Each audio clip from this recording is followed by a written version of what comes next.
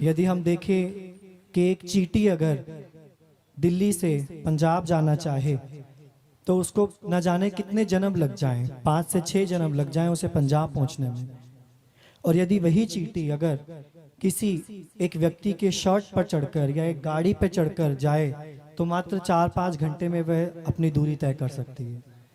तो गुरु का महत्व हमारी जिंदगी में वही है कि हम वो चींटी हैं और वो कोई एक मार्ग हमारा वो गुरु है कि अगर आपने गुरु का हाथ पकड़ लिया तो इस परलोक में हम इस जन्म में परमात्मा को गुरु के सहारे से ही पा सकते हैं। और गुरु का असली महत्व हमें पंजाब में सिखाया कि किस तरह से यदि हमें एक सेवादार बनने का मौका मिला है तो हम उसको सिर्फ टेकन फॉर ग्रांटेड ना लें।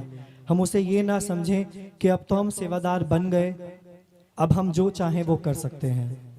क्योंकि पहले हम तरसते हैं गुरु के पास जाने के लिए, पहले हम तरसते हैं गुरु की एक झलक पाने के लिए। पर जब हमें वो झलक मिल जाती है, जब हम उतने करीब आ जाते हैं, जब हम गुरु के पास आ जाते हैं, तब हम उन्हें टेकन फॉर ग्रांटेड लेते हैं कि गुरु के वचन को हम सिर्फ ये समझ लेते हैं कि चलो आज नहीं तो कल हम कर लेंगे।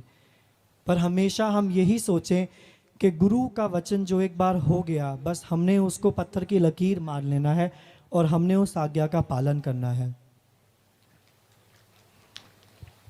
कितने सेवादार बन तो जाते हैं पर वो सेवादार का भाव नहीं ला पाते।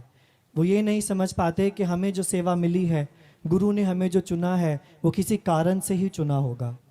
यदि कितने लाखों लोग सेवादार बनने के लिए तरस रहे हैं, आज तक नहीं बन पाए, उसके पीछे कोई तो कारण होगा। पर जब जो व्यक्ति सेवादार बन जाता है, जो व्यक्ति को सेवा मिल जाती है, उस व्यक्ति में फिर अहम आ जाता है, अहंकार आ जाता है। उन्हें लगता है कि हम जाएं ना जाएं क्या फ़र्क पड़ता है, समागम तो हो ही जाएगा। समागम तो गुरु की कृपा से होता है, समागम तो होता है वो गुरु के आशीर्वाद से होता है, समागम जो होता है वो गुरु माँ के आशीर्वाद से होता है, समागम जो होता है वो परमात्मा की कृपा से होता है। पर हम अनजाने जब हमारे भीतर अहंकार आ जाता है, जब हमारे भीतर मैं आ जाती है, एक सेवादार की मैं, कि हम पहुंच जाएंगे, तो वो मैं धीरे धीरे धीरे हमारे कष्टों को काटने की बजाय हमारे कष्ट बढ़ाती है।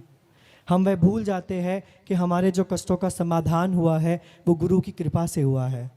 हम वो भूल जाते हैं कि हमारे कष्टों का समाधान जो हुआ है वो हमारे परमात्मा की कृपा से हुआ है।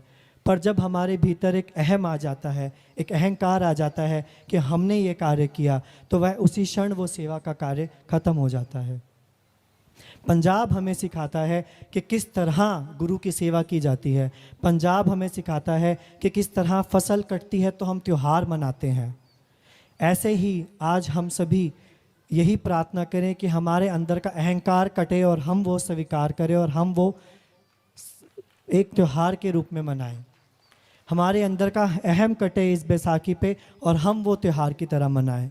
हमारे अंदर जो बीज एक मैं का है वो कटे, हम वो त्यौहार की तरह मनाएं। तो जब सेवा हमें मिलती है तो सेवादार का मतलब ही है कि हमने अपने गुरु को समर्पण कर दिया। पर हम वह भूल जाते हैं टाइम के साथ, जब जब कोई पुराना सेवादार हो जाता है तो वो टेकन फॉर ग्रांटेड गुरु की बात को भी लेने लगता है और सोचता है कि कोई बात नहीं, हम तो पहुंच जाएंगे। यदि 12 बजे का समागम का समय दिया गया है तो कुछ सोच के ही गुरु ने दिया होगा। जो 12 से 4 का समय गुरु ने निर्धारित किया, उस विशेष समय में जो कष्टों का पाठ गुरुदेव ने किया है, जो कष्टों के निवारण के लिए जो पाठ गुरुदेव ने किया है, वो हम सब कोई नहीं जानते। आज जो गुरु समागम में नहीं आए और उन्होंने गुरुमाँ को भेजा, ब्रह्मस्वरूपनी जी को भेजा, तो किसी कारणवश भेजा। पिछले कुछ दिनों में जब वर्चुअल विशेष कृपा हुई, चाहे वो अमेरिका हो, कनाडा हो, यूके हो, यूरोप हो, ऑस्ट्रेलिया हो, न्यूजीलैंड हो, एक एक व्यक्ति को जब गुरुदेव ने विशेष कृपा दी तो किस तरह से उनके कष्टों को गुरुदेव ने अपने ऊपर खींचा, अपने ऊपर लिया। और उस कष्टों को जब निकालने के लिए उनको समय चाहिए तो वो पाठ का समय चाहिए।